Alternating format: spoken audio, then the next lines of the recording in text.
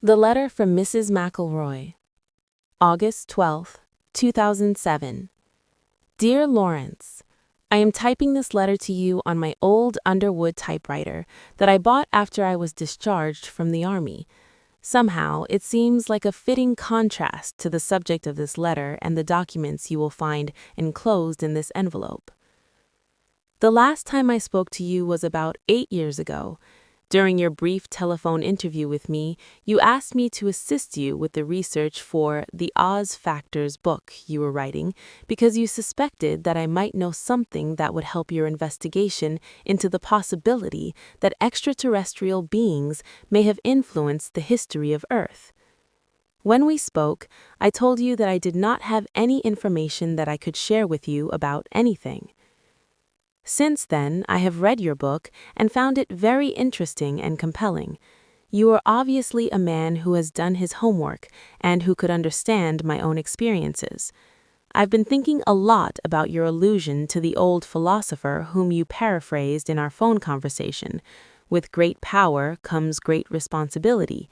Although I don't think power is pertinent in my life or to my reasons for sending you the enclosed documents, you certainly did get me thinking about my responsibility. I have reconsidered my position for a variety of reasons, not the least of which is my realization that you were right. I do have a responsibility to myself, at least. I cannot possibly tell you the personal hell of ethical irresolution and spiritual ambivalence I have endured since 1947. I do not want to keep playing the game of maybe I should have or maybe I shouldn't have through the rest of eternity. Many men have been killed to extinguish the possibility of revealing the knowledge I have helped to withhold from society until now. Only a small handful of people on Earth have seen and heard what I have had the burden of keeping secret for 60 years. All those years I thought that I had been entrusted with a great deal of confidence by the powers that be in our government, although I have often felt that power is greatly misguided to protect mankind from the certain knowledge that not only do intelligent extraterrestrial life forms exist, but that they have and continue to aggressively monitor and invade the lives of everyone on Earth every day. Therefore, I think the time has come to pass along my secret knowledge to someone I think will understand it. I don't think it would be responsible of me to take the knowledge I have into the silent afterlife beyond reach or recognition. I think there is a greater good to be served than protecting the vested interests for whom this information is considered a matter of national security, whatever that means, and is therefore justification for making it top secret. Also, I am now 83 years old. I have decided to leave this body, which has outlasted its usefulness to me, using a painless method of self-administered euthanasia. I have a very few months to live and nothing to fear or lose. So I have moved away from Montana, where my husband and I lived for most of my life, to spend our remaining days in a lovely upstairs bedroom in a house in the homeland of my husband's family in County Meath, Ireland.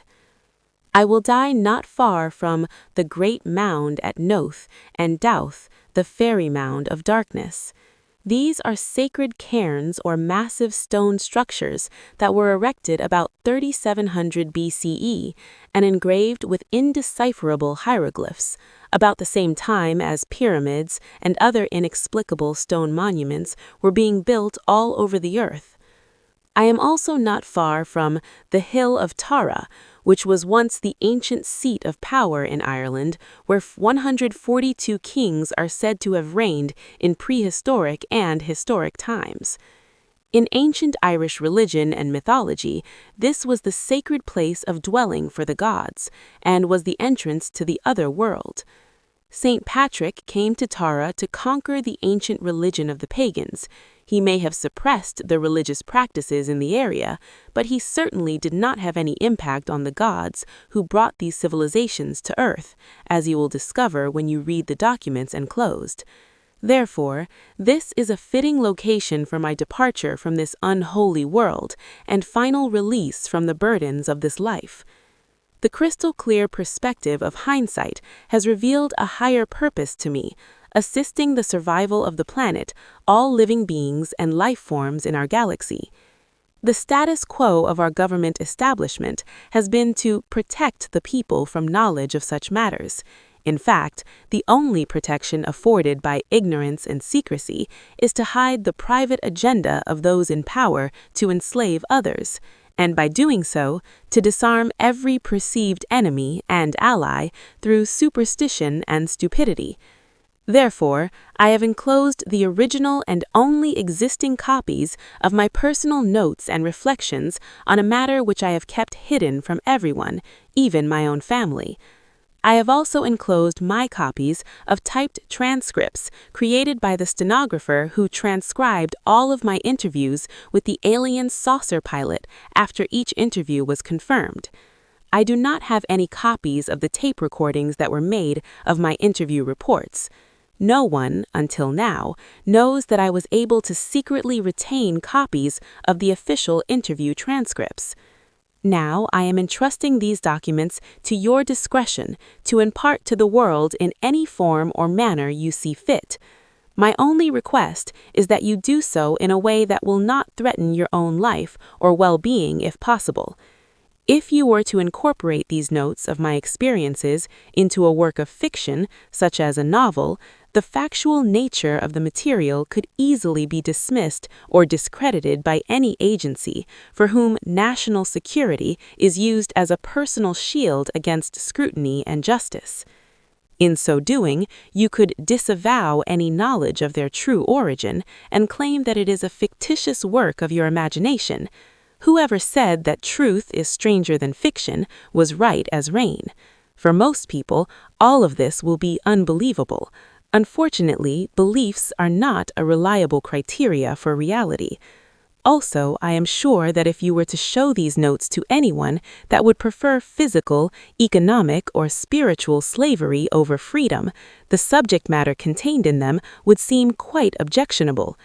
If you attempted to publish the documents as a matter of factual reporting in a newspaper or on the evening TV news, they would be rejected out hand as the work of a kook.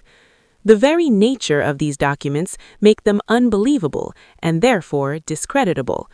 Conversely, the release of this information is potentially catastrophic for certain political, religious, and economic vested interests. These documents contain information which is quite relevant to your interest and investigations into alien encounters and paranormal experience.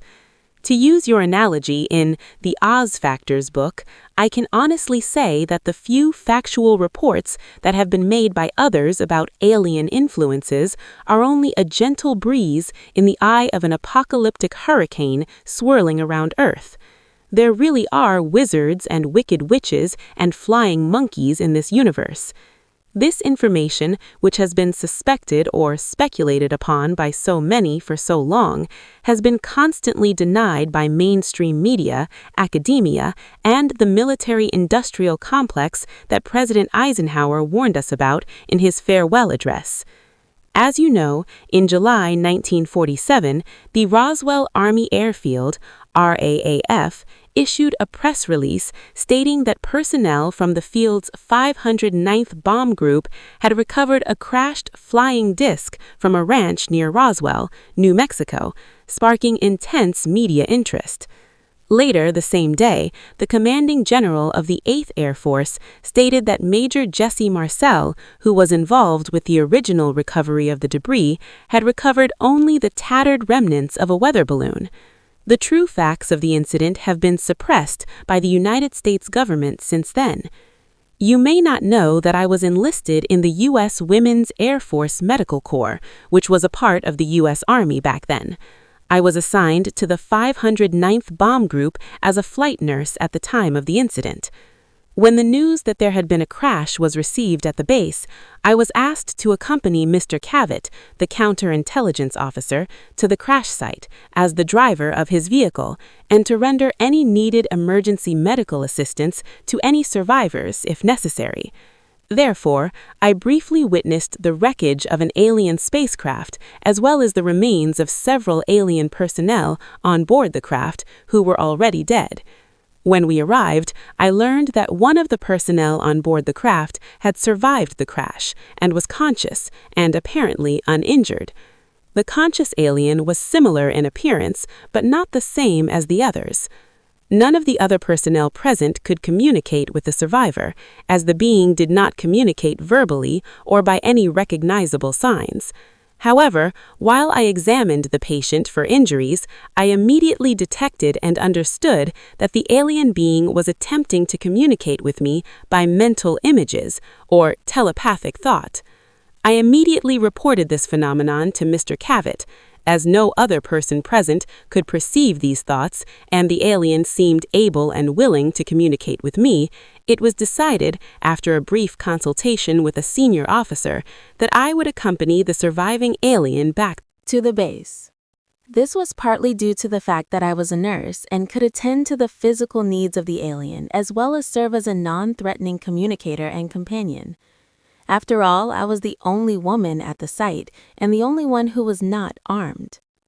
I was thereafter assigned permanently to serve as a companion of the alien at all times.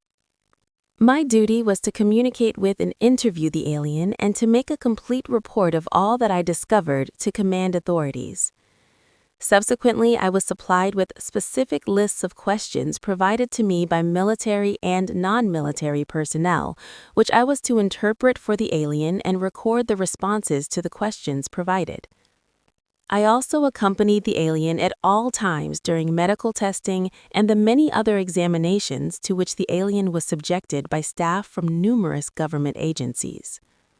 I was given a promotion in rank to Senior Master Sergeant to improve my security rating and to increase my pay grade from $54 a month to $138 a month for this very unusual assignment.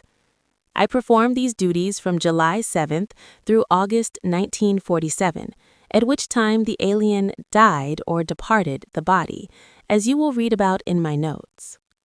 Although I was never left entirely alone with the alien, as there were always military personnel, intelligence agency people, and a variety of other officials present from time to time, I did have uninterrupted access to and communication with the alien being for nearly 6 weeks. Hereinafter is an overview and summary of my personal recollections of conversations with the alien craft pilot, whom I came to know by the identity of Errol. I feel that it is my duty at this time and the best interest of the citizens of Earth to reveal what I have learned from my interaction with Errol during those 6 weeks on the anniversary of her death or departure 60 years ago. Although I was served as a nurse in the Army Air Force, I am not a pilot or a technician. Further, I did not have any direct contact with the spacecraft or other materials recovered from the crash site at that time or thereafter. To that degree, it must be taken into consideration that my understanding of the communications I had with Errol are based on my own subjective ability to interpret the meaning of the thoughts and mental images I was able to perceive. Our communication did not consist of spoken language in the conventional sense. Indeed, the body of the alien had no mouth through which to speak. Our communication was by telepathy. At first, I could not understand Errol very clearly. I could perceive images, emotions, and impressions, but it was difficult for me to express these verbally. Once Errol learned the English language, she was able to focus her thoughts more precisely using symbols and meanings of words I could understand. Learning the English language was done as a favor to me. It was more for my own benefit than hers. By the end of our interview sessions, and increasingly since then, I have become more comfortable with telepathic communication. I have become more adept at understanding Errol's thoughts as though they are my own. Somehow, her thoughts become my thoughts. Her emotions are my emotions. However, this is limited by her willingness and intention to share her own personal universe with me. She is able to be selective about what communication I am allowed to receive from her.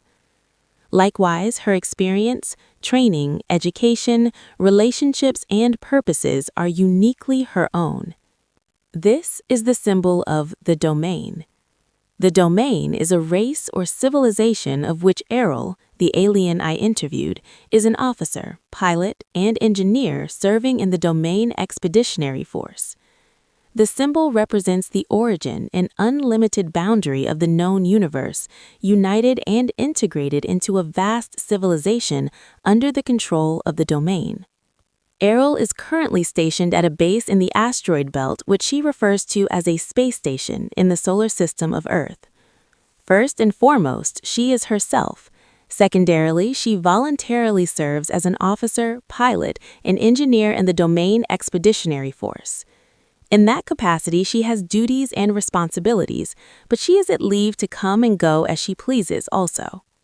Please accept this material and make it known to as many people as possible. I repeat that it is not my intention to endanger your life with the possession of this material, nor do I really expect you to believe any of it either. However, I do sense that you can appreciate the value that such knowledge may have to those who are willing and able to face the reality of it. Mankind needs to know the answers to questions which are contained in these documents. Who are we? Where did we come from? What is our purpose on Earth? Is mankind alone in the universe? If there is intelligent life elsewhere, why have they not contacted us? It is vital that people understand the devastating consequences to our spiritual and physical survival if we fail to take effective action to undo the long-standing and pervasive effects of alien intervention on Earth. Perhaps the information in these documents will serve as a stepping stone to a better future for mankind. I hope that you can be more clever, creative, and courageous in the distribution of this information than I have been. May the gods bless you and keep you.